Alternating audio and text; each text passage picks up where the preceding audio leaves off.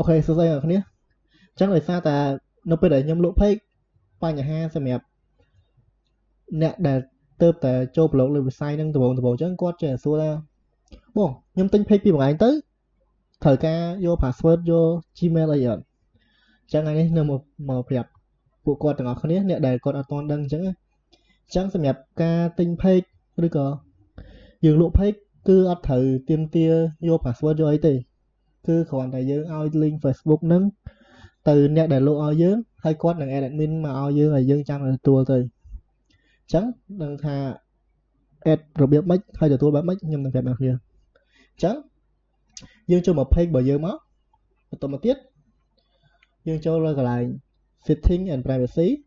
ហើយចូលពាក្យ setting បន្តមកទៀតយើង scroll ចូលមកក្រោមយកពាក្យ page setup នេះមកហើយយកពាក្យ page access អូខេអញ្ចឹងនៅពេលចូលដល់កន្លែង page access ហ្នឹងយើងនឹងដឹងហើយថា page ហ្នឹងមានជាប់ BM ឬក៏មាន admin ម្នាក់ដែលកាន់ page ហ្នឹងអញ្ចឹងទៅអញ្ចឹងបើសិនជាយើងត្រូវការទិញ page យើងគ្រាន់តែឲ្យ link Facebook យើងទៅអ្នកលក់ទៅ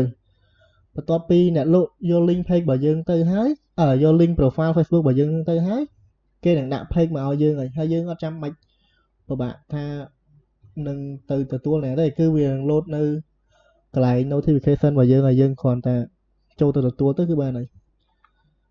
អូខេឥឡូវមកដល់កន្លែងហ្នឹងហើយបើសិនជាយើងត្រូវការ add admin ថ្មីយើងនឹងចុចខាងលើនេះពាក្យ add new នេះ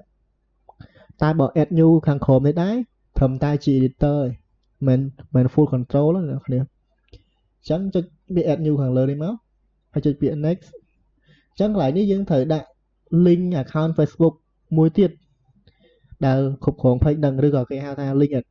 admin ហ្នឹង link Facebook ដែលកាន់ហ្នឹងហើយយើងផាសមក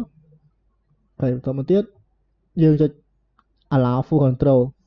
មានន័យថាយើងបើកឲ្យ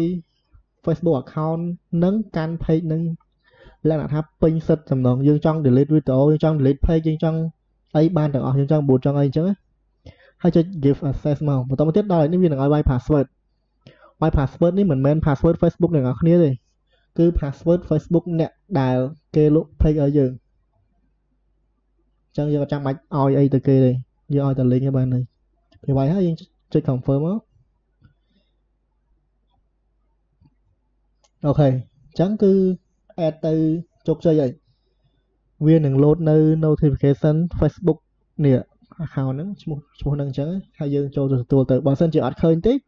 យើងគ្រាន់តែចុច link page ដែលគេ add ទៅនឹងយើងគេ add ទៅយើងហ្នឹងហើយយើងចូលទៅ confirm ទៅគឺជាការស្រេចហើយយើងអត់ចាំបាច់ឲ្យ password ឲ្យទៅអីទៅគេញ៉ៃអញ្ចឹងអូខេហើយវីដេអូនេះមានតែប៉ុណ្្នឹងឯងអ្នកគ្នាខ្ញុំប្រាប់ពីរបៀប admin យើងអត់ចាំបាច់វែងឆ្ងាយអីច្រើនទេនៅពេលដែលយើងទិញគេ add ឲ្យយើងហើយយើងចូល check មើលទៅឲ្យគេ remove admin ចេញអស់ទុកតែយើងទៅគឺបានហើយមានតែ page ហ្នឹងគឺនៅរបស់យើងហើយអត់មានណាគេយកទៅវិញបានទេក្នុងលក្ខខណ្ឌបើសិនជាគេមាន BM ហ្នឹងមានតែធំជាង admin ណាអញ្ចឹងខ្ញុំនឹងប្រាប់អ្នកនៅវីដេអូក្រោយទៀតតែវីដេអូនេះតាក់ទងតែនឹង admin page ឯងអូខេអរគុណច្រើនអ្នកនរគ្នាហើយចុងក្រោយបើសិនជាអ្នកនរគ្នាត្រូវការទិញ page ខ្មែរយកទៅធ្វើការរកស៊ីខ្ញុំមាន page ខ្មែរលក់អ្នកនរគ្នា page លក្ខណៈថាជាផុសជាសម្រាយរឿងក៏លក្ខណៈផុស drama អីចឹងគឺមានបើសិនជាត្រូវការអាចតាក់ទងបានខ្ញុំនឹងដាក់ Telegram នៅ description អូខេបាយបាយ